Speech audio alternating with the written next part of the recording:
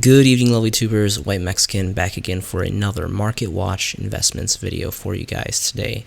I have a plethora of things going to be showcasing for you guys. These are going to be my personal selections, and I do hope that you enjoy.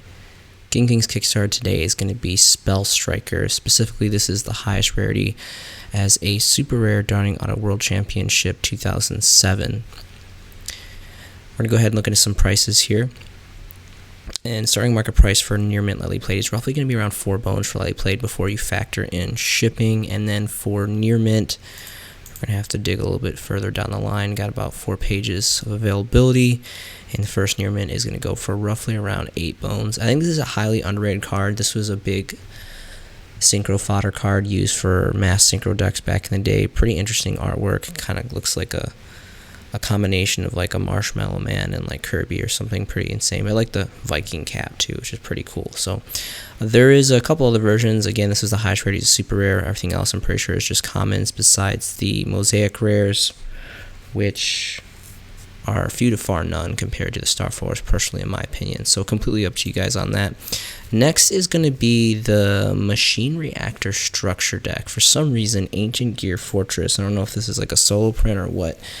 It is a solo print from this structure deck specifically. Even Unlimiteds are going for 13 bones starting market price. This is pretty incredible. If we take a look at first editions, there is what's going on here. Some Italian ones for roughly around 5 bones here. And then some more Italian ones for Italiano, a little bit more affordable, but it's pretty much 13 bones plus all across the board for this card. So interesting solo print common that's worth more than what the original 10 bone structure deck was when it originally came out. Pretty insane. What I wanted to talk about more specifically, of course, is Maxi. So we got the ban list. Again, it was lackluster, didn't really get anything too significant. I'm going to go ahead and take a look at the lowest rarity Maxi here. First edition starting market price is going to be roughly around 14 bones for lightly played. And then 15 bones for near mints. 3 pages of availability on that. But what I want you guys to focus on more specifically, I think ideally, yes, everyone loves the aesthetically pleasing first edition secrets, original OGs, and the Astral Pack 4 Ultimate Rares, which are going for some insane numbers, almost 500 bones here. But more specifically is the 2012 tin super rare promos. These are still very much hollow foils of super rares. I think they look very, very nice.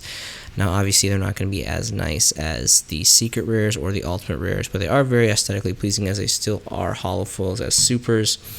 And if these get lightly played, it doesn't really matter because they're only super rares, but they still look nice enough to play personally, in my opinion.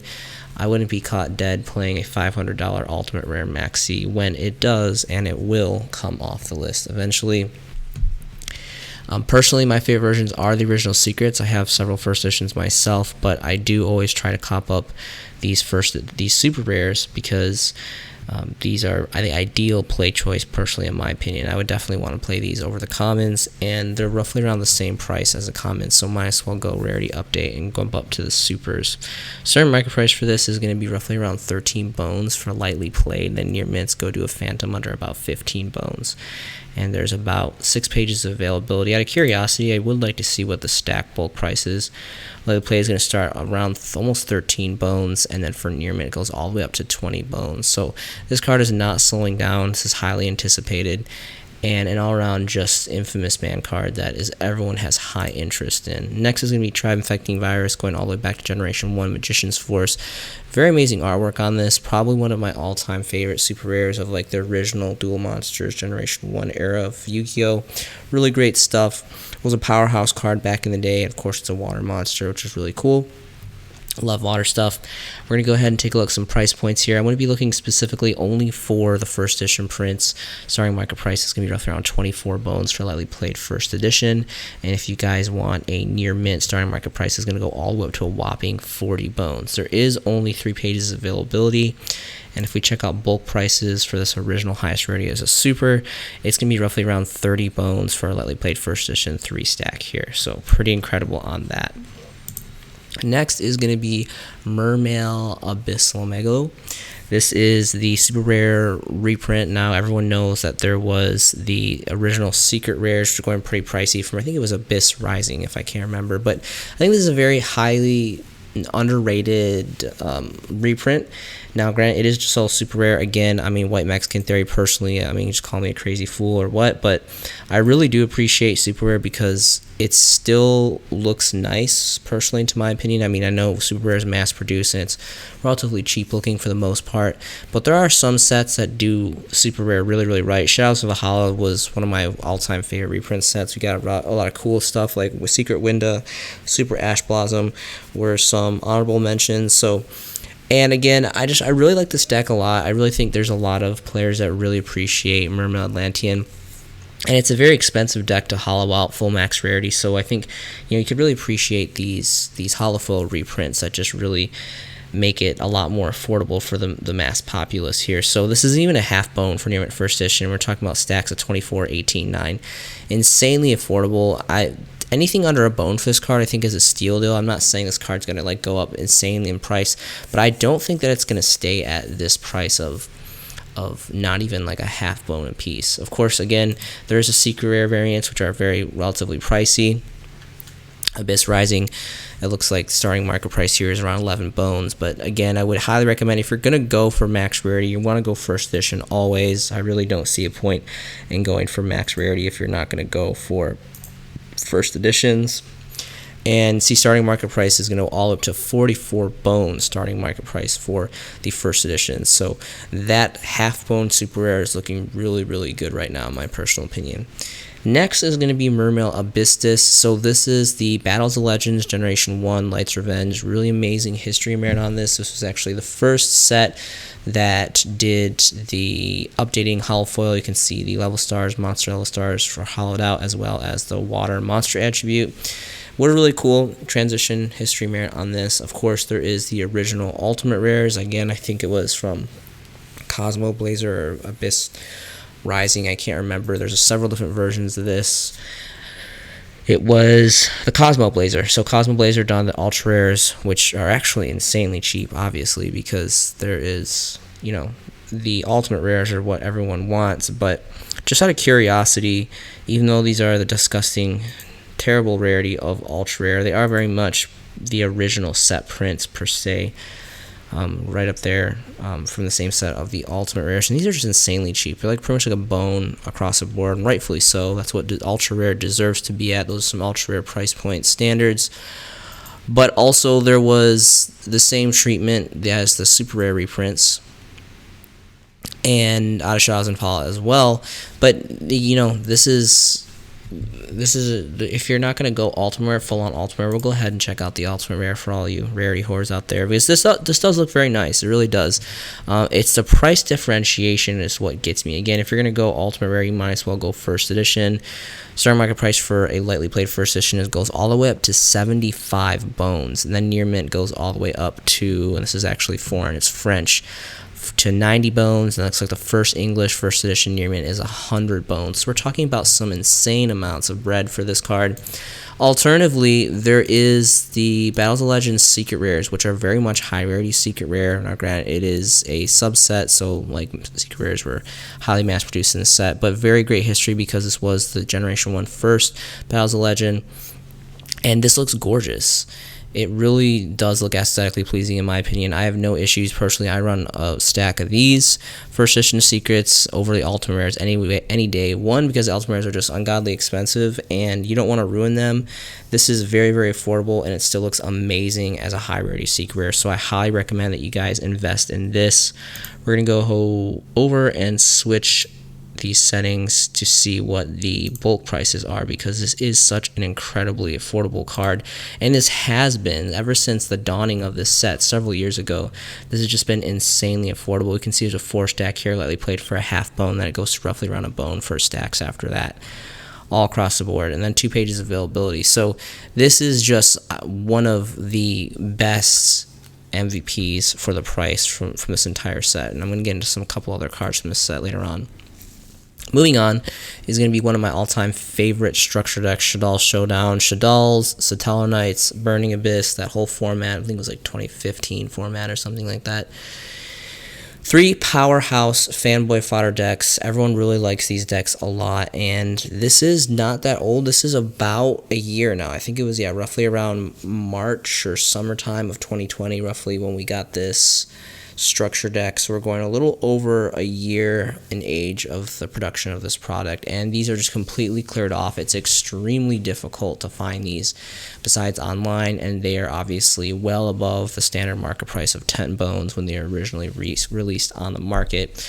There's several different things that make this structure deck an amazing investment for playability, but more specifically for sealed first edition sets for collectability purposes. One, at Shaddoll's, there's a huge fanboy base behind it. It has amazing artwork, some of the most powerhouse fusion monsters of all time. Really, really great stuff.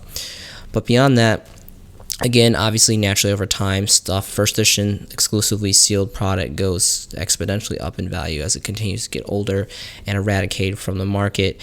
Still to the day, Wendy is also solo print super rare from the set, so this is the only set that produces Wendy. I'm hoping eventually in the future we'll get a secret reprint. I think that would be really, really nice. And we have the only prints of the alternative, which actually looks really, really nice. Normally I really despise alternative artwork cards. They usually come out super trash, but Winda and Construct came out very, very nice. Now, granted, they are ultras and super rares, so pretty great. Some of the highest rarity cards here in the structure deck. Also, Apelcalone, how do you pronounce this? Was another solo print from this card as well, and then the solo print for Ariel as well. So there was a lot of really great just value behind this in general. We got a super variant of Shikanaga. I don't know if this was an alternative artwork or not. I'm not sure. I know that these two were.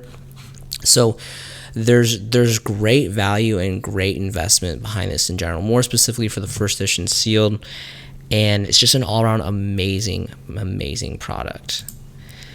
Windwitch Icebell is going to be next, specifically the secret rares out of Shadows in Valhalla. This card is insanely affordable right now and has been for some time. I really don't know why this market price doesn't really fluctuate. I feel like it's really been at this 2-3 bone market price for so long. And even for stacks here, we can see stacks of 3 and 5. It's roughly around 2 bones before you factor in shipping. And there's about 4 pages of stacks available. This is an insanely good card. I mean, mostly rose to predominance because of the whole Crystal Wing Synchro combo and all that. Has amazing artwork, high rated secret rare. And it's just insanely affordable right now. Again, another MVP of Shadows in the Valhalla, a really, really great subset. Next is going to be Soul Release, specifically the highest rarity as a super rare dawning from the Secret Forces. This is a really highly underrated set as well. Of course, everyone knows this set for probably Necros was definitely the most sought after piece of this set, but there was also I can't remember what they're called, the level 4s that they normal summon a whole lot and they span normal summon. I think not Shiranui, that was the zombie one. I can't remember, but anyway, an all-around amazing set. I talk about this in Battles of Legends Gen 1 Light Revenge a lot because they're just powerhouse sets and there's a lot of really great stuff that was produced in here. So we're instantly looking at first edition stacks.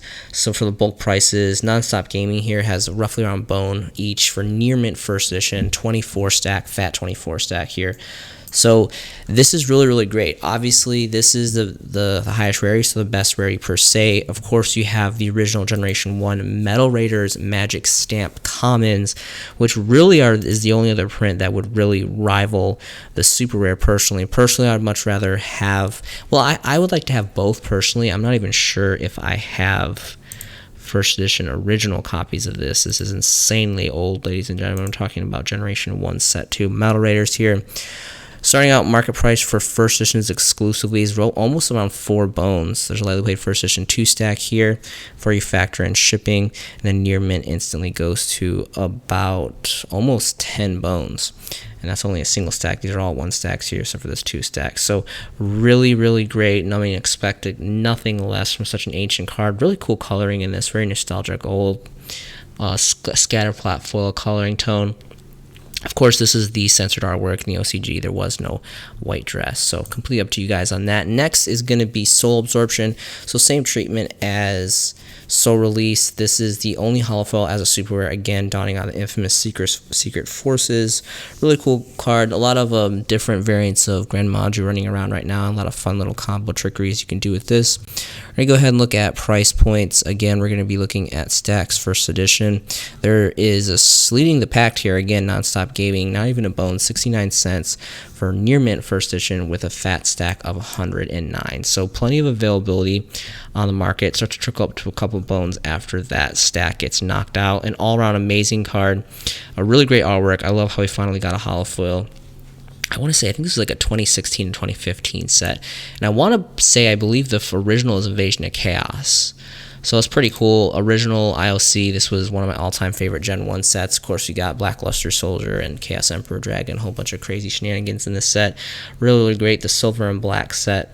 Really curious what the first editions. Now, I think it goes without saying the majority of players are going to just, especially because the super rares are so affordable and they're max rarity, you might as well go get those. But again, these are very much Generation 1 era Yu-Gi-Oh! Duel Monsters. Really nostalgic and great collectability behind that, so would not discredit specifically for the first editions. Here's your 7 stack here for lightly paid first edition for under a bone. So pretty incredible stuff on that. Next is, again, clearly there's a grand theme here behind this video. Secret Forces, again, donning the third, I believe it's the third reprint of this card. It originally came out, I think, Star Strike Blast as a common. And then there was a Legendary Collection Secret Rare, and I think this was maybe the third or second print as a reprint Super Rare. This card is really, really amazing. Again, the ban list has come and gone, and Konami once again has done another lackluster job of not really changing up a whole lot. I guess for like core meta stuff, people were pretty excited about, what is it, Sky Striker Engage, and a couple other cards, but just there hasn't been any big like radical changes personally in my opinion, which is really disappointing. But it is what it is, and the ban list comes every couple months and it rotates things out, so it's going to be okay. Eventually we're going to get this card and Maxi, the most anticipated cards to be forbidden, so at least this era and date in Yu-Gi-Oh! So rightfully so, this is relatively affordable here. We're going to switch over to Stax, relatively affordable card. Starting market price for Stax is going to go all the way up to 5 bones for near mint first edition. From Yu-Gi-Oh! Dragon Ruler, there's about 14 stacks here, so significantly goes up for the stacks. Honestly, this is more of a $2-3 card. That is the price point that I personally picked these up at, and this is an ideal version to run. I mean, yes, obviously there's the secret rare versions, which are really, really cool, and then we have the original first edition Star Strike Blast. But for the price and for the aesthetic display of being, holo foil super rare, I think these are just like Maxi. We have Ultimate Rares, we have secret rares, we have ultra rares, ultras, secrets, commons, but the supers is going to be the ideal rarity for playability purposes, in my personal opinion. Really quick, we have the highest rarity is secret rare, of course, Legendary Collection 5Ds. We're going to go ahead and look at some first edition copies, and these are all mod play. First edition lightly plays going all the way up to 28 bones, so this is not slowing down. Near mints go all the way up to 30 bones, only 2 pages of availability. So another really amazing card. So again, you can have this or you can play the alternative, which is the super, which is still going to be really nice and a lot more affordable. Different Dimension Ground is going to be next. This is going to be the original super rare print from Star Strike Blast. Really cool artwork on this. Really big fan of DD Warrior Lady. She's got this Saber Slash going on here with this portal. Let's go ahead and look at some price points. Of course, we're going to be looking at the first editions. Starting market price lightly played is going to be about 6 bones for lightly played first, and then there's a 2 stack here for 6, and it's about halfway up to 7 bones for the first near mints. Out of curiosity, we're going to go ahead and switch over to bulk prices for stacks. The first stack for first edition near mint is roughly around 6 bones before you factor in shipping, then it quickly goes to 8. But plenty of availability for the most part, 2 pages. Now, there is, of course, other versions. I want to say there's an ultra rare I guess there was 2 ultra rares. There was Battles of Legends Light Revenge, again another infamous brownie point for that set, and then Dual Devastator. These both look extremely trashy. I really do like Battles of Legends Light Revenge, but only for the secret rares. The ultra rares just look like total garbage for the most part, in my personal opinion. Very cheaply made looking. Same with the Dual Devastator, just like a hugely, massively overproduced set. So, if you want to go for affordability, obviously these are like under a bone a piece, and technically hierarchy rarity, they're higher as ultra rares, but they are ultra rares, so gag me with a spoon and like die in a ditch. I would definitely rather go for the super rare. It's going to cost you a little bit more, but a lot more infamy behind the set, and a lot more aesthetically pleasing personally, in my opinion. Next is going to be MX Saber Invoker. So this is going to be a secret rare version reprint dawning out of Battles of Legends Light's Revenge. Once again, some really, really great stuff here. We're going to be looking at stacks. This is insanely affordable, pretty much all across the board. There's a 5 and 44 stack of Near Mint first editions, and they're all bone across the board. Insanely, insanely affordable. Yes, this is still banned to the day. Do I believe it's eventually going to come off the list? Yes, I believe everything comes off the list eventually. It's just a matter of Konami decides to rat it or not. A lot of really cool variants of this. We have the Dual Saga with the special unique hollow foil in here, which is like pretty much under a bone, and then we have the original Order of Chaos OG prints going all the way back to like 2012 era of Yu-Gi-Oh! And I'm really curious to see how those fare to the Battles of Legends Secret Rare mirrored reprints. And these are significantly more value. They're about 6 bones roughly for lightly played first edition. And if you want Near Mint, they're roughly around 9-10 bones after you factor in shipping at the bottom of the first page here. So different hollow foil. You can see it's a little faded, and a little, I guess a little bit more focused, the hollow foiling, compared to the Battles of Legends Secret Rare. You can see it's a little bit more sporadic, a little bit more predominant and brighter seeming. So again, just be aware of that. But ideally, this is very much still a first edition and secret rare. Plus, it does have the updated, again, because Battles of Legends was the first transition set that did the updating hollow foiling with the monster attribute and the rank level stars being hollowed out. So keep that in mind as well. Alright, next is going to be Witch of the Black Forest, specifically the Battles of Legends Light's Revenge. I really, really wish that Konami would have done this card right and made a secret rare. It just disgusts me to like high hell that they produced this as an ultra rare. The only hollow foil that we have of this, and they put it literally in the worst rarity of all time. Severely unfortunate, but really nostalgic history merit behind this. This is going back all the way to Generation 1, Set 2, Mel Raiders, right up with Sangan. Some of the most infamous searcher cards of like Generation 1 era of Yu-Gi-Oh! Pretty cool artwork on this too. And this is insanely cheap.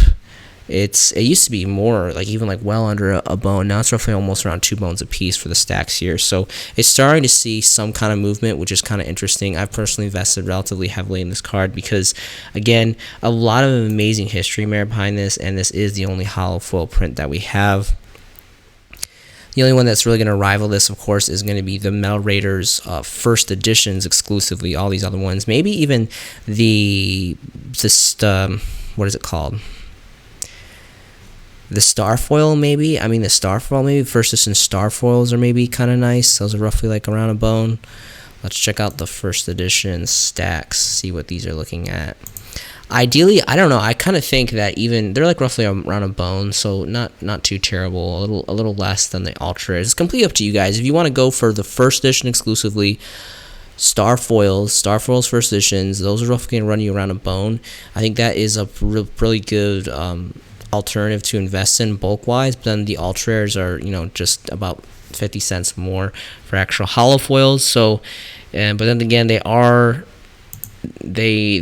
all ultra rare, so I mean that's kind of the downfall of that. Out of curiosity, the OG Mel Raiders for the first editions exclusively, I'm really curious what these are going for now, because we're going to be going for some insane price points. We're going to have to change up the settings to find some appropriate condition ones. Surprising, there's a European, I guess. I don't know what European English, apparently. There's about 11 bones, 12 bones. I'm actually surprised. It's actually relatively not too crazy right now. 12, 15, 14, 20 bones for lightly played first editions. And surprisingly enough, near mints are actually 25. Now, it is kind of hard to assume, like, spending 25 bones for a rare, but you keep in mind that this is Generation 1 Set 2. This is insanely old. We're talking like 2002 era Yu-Gi-Oh! Really great collectability behind that. Alright, next is going to be Denko Sekka, Battles of Legends, Light's Revenge. Highest rarity is a secret rare. There was 2 ultra rare prints. There was a Mega Tin mirrored reprint, and then there was the original, I forget which set, one of the core booster set that donned the original ultra rares, and then we had this reprint secret rare again, and it got the nice updated rarity treatment with the hollowed out level stars and light attribute, which was really great. I think this is a really underrated side card right now. Kind of silly-ish artwork, but it is high rated secret rare. Pretty good stats, amazing effect, level 4 and light, so it has some really great XYZ plays to go in. And this is relatively affordable, so we're going to go ahead and switch over to bulk prices here. It's roughly around 2 bones. I mean, pretty much around 2 bones all across the board, and then jumps to about 4 for the stacks. So still kind of relatively attainable for the stacks. You can't go too crazy on it, but this is a really underrated card. And I highly recommend that you guys have at least a playset of that card. Next is going to be Dark Magician Star Deck Yu-Gi Evolution. We're going to be looking at these super rares. I consider this Generation 2. We have your Star Deck Kaiba, Star Deck Yu-Gi Generation 1, 2002, 2003 era-ish Yu-Gi-Oh! Then we have Evolution, which was roughly, I think, I'm not really good with the dates, but there were several decks, and then the Evolutions came out, what I consider Generation 2, and then Generation 3 would be the Reloaded series, which produced our only ultimate rare prints of Dark Magician and Blue Eyes White Dragon, which are also very collectible, specifically for the first editions. So this is actually still relatively affordable. When we see starting market price here, 2 bones for lightly played first edition, and it's pretty much 2-3 bones all across the board. So a lot more affordable compared to the Blue Eyes, which I'm going to get here in a moment. But if we move over to stacks, Dabbers has a fat stack of 42, and that goes all the way up to about 8, which still is, I think, a pretty awesome discount price considering what this is going to continue to go up. Obviously, this hasn't caught on as much as Blue Eyes, but this is a really great artwork. I do really like the artwork a lot, and this very old school nostalgic artwork on this. An insanely old set, an insanely old card. Obviously, anime, Yu-Gi history, just insane, incredible collectability value behind this.